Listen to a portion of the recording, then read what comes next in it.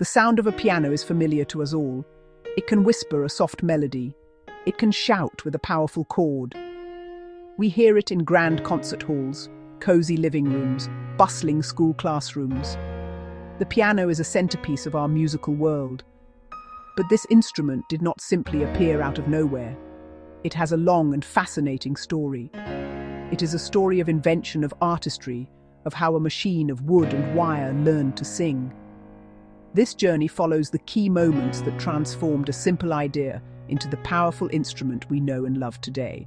Before the piano, keyboard players had instruments like the harpsichord, the clavichord. The harpsichord was a popular choice for its bright, clear sound. Its strings are plucked by a small plectrum, much like a guitar pick.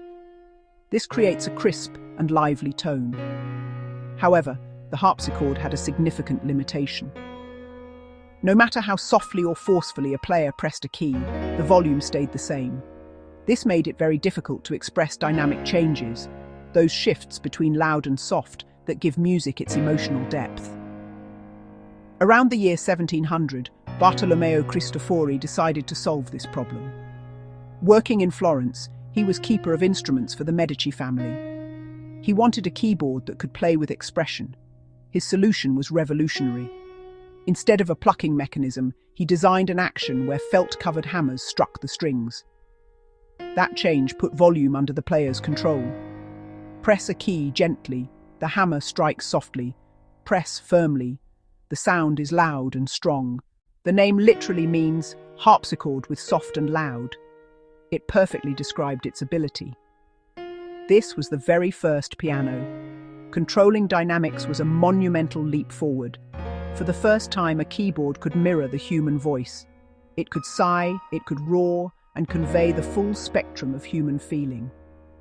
Cristofori's invention laid the foundation for 3 centuries of musical innovation and changed music history forever. Cristofori's new instrument did not take over the world overnight. His initial designs were complex and expensive. For many decades, the harpsichord remained the more common keyboard. The idea of a piano began to spread, especially in German-speaking lands. Instrument makers started creating their own versions. These early pianos, now called fortepianos, appeared. They were much smaller and lighter than modern grands. Wooden frames, thinner strings, leather-covered hammers. Their sound was delicate, clear, and had a quicker decay. Notes didn't ring as long. That sound suited the musical style of the era. One of the first great composers to embrace the fortepiano was Wolfgang Amadeus Mozart. He encountered them on his travels. He was captivated by their expressive potential. Clarity, responsiveness, a perfect match for his elegant, graceful compositions, his piano concertos, his sonatas. Listening on a period fortepiano reveals subtle detail, sparkling texture, sometimes lost on a modern concert grand. As the 18th century gave way to the 19th, a new voice emerged, Ludwig van Beethoven. Beethoven was a revolutionary who demanded more from the piano. He was not content with the fortepiano's delicate grace. He needed an instrument for stormy emotions, dramatic contrasts, thundering chords. His music pushed pianos to their limits and beyond. Stories of Beethoven breaking strings and breaking hammers.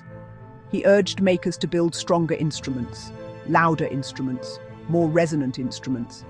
His demands spurred rapid innovation in piano design. Makers experimented with sturdier construction and a wider range of notes.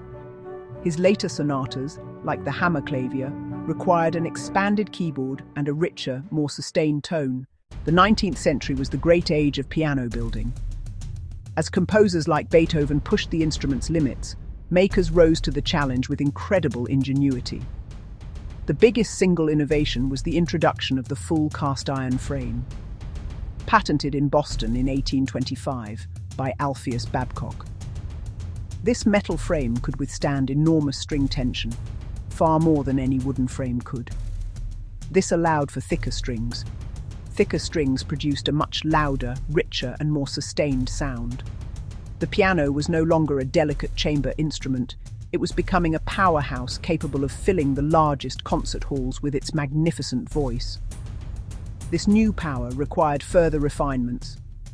The action, the complex mechanism connecting the key to the hammer, was improved. It was improved to allow for faster repetition of notes.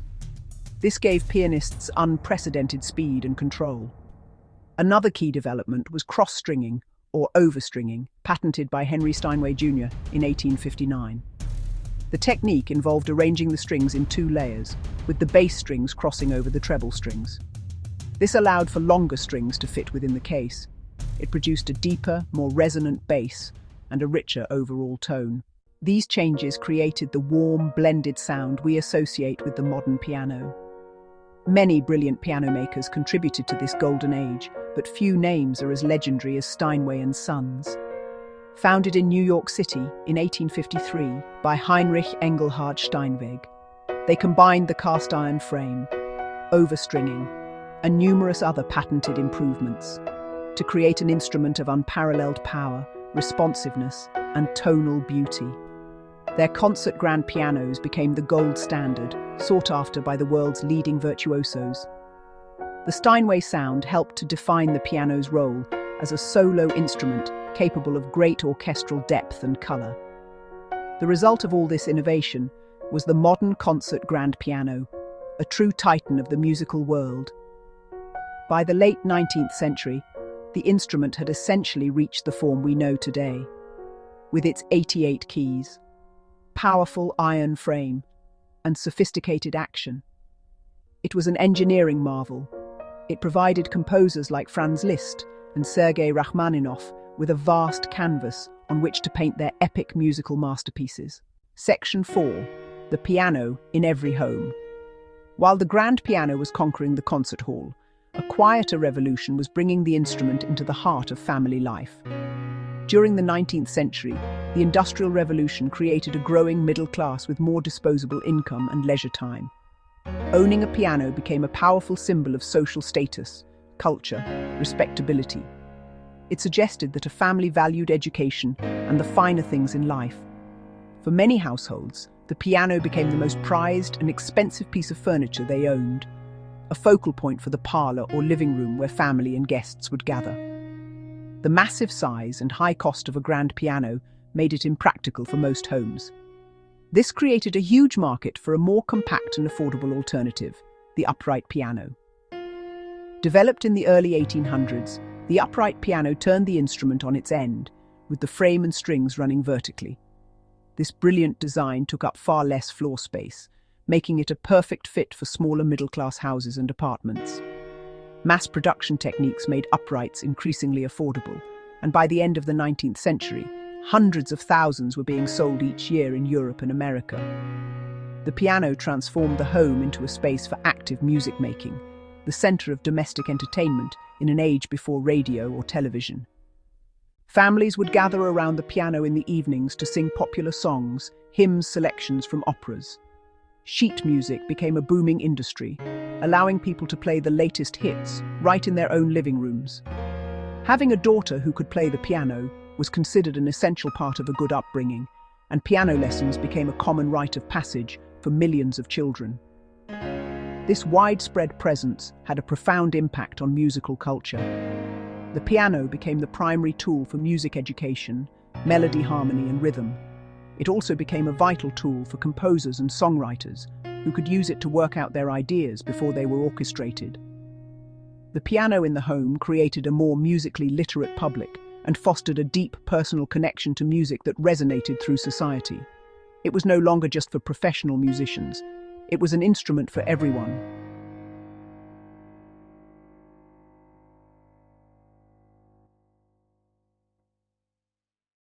Section 5.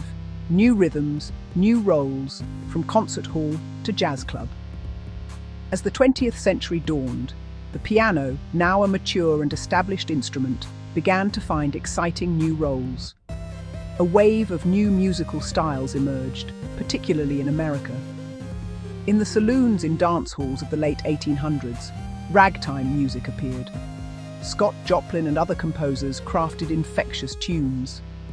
Ragtime featured a steady, ragged rhythm in the left hand and a syncopated or off-the-beat melody in the right hand. The piano was the perfect instrument for this style, able to be both a rhythm section and a lead voice at the same time.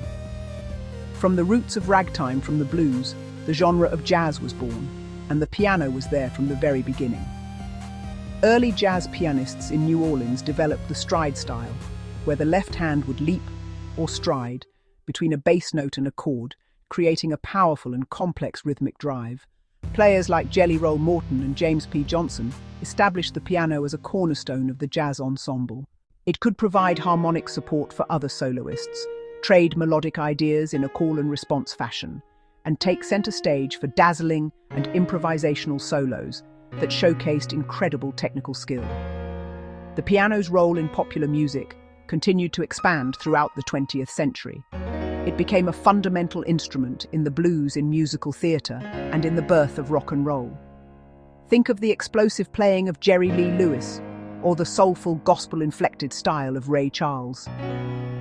The piano provided the harmonic foundation and rhythmic energy for countless hit songs. At the same time, technology offered new variations on the instrument. The player piano, which used perforated paper rolls to play music automatically, brought complex performances into homes without a skilled pianist. Later in the century, electric and electronic pianos were developed. Instruments like the Fender Rhodes and the Wurlitzer electric piano offered a new, mellow and bell-like tone that became iconic in jazz, funk and pop music of the 1960s and 70s. The arrival of digital keyboards and synthesizers in the 1980s offered a seemingly infinite palette of sounds and textures. While some feared these new technologies would replace the acoustic piano, they instead expanded the keyboard family. The traditional acoustic piano retained its status for its unmatched richness and expressive touch, while its electronic cousins opened up entirely new sonic worlds for musicians to explore. Section 6. The enduring heartbeat of music. The journey of the piano is a remarkable story of human creativity. It began with a simple, elegant idea in a small Italian workshop to make a keyboard that could play both soft and loud. From Bartolomeo Cristofori's early fortepiano, the instrument grew in strength, range, and complexity. It was pushed to new heights by the passionate demands of composers like Beethoven and perfected by the brilliant engineering of makers like Steinway. The piano evolved from a delicate chamber instrument into a mighty concert titan, capable of expressing the grandest and most intimate of human emotions. Beyond the concert stage, the piano wove itself into the fabric of everyday life. The upright piano brought music directly into the home, becoming the warm heart of the family parlor. It served as a teacher, an entertainer, and a companion.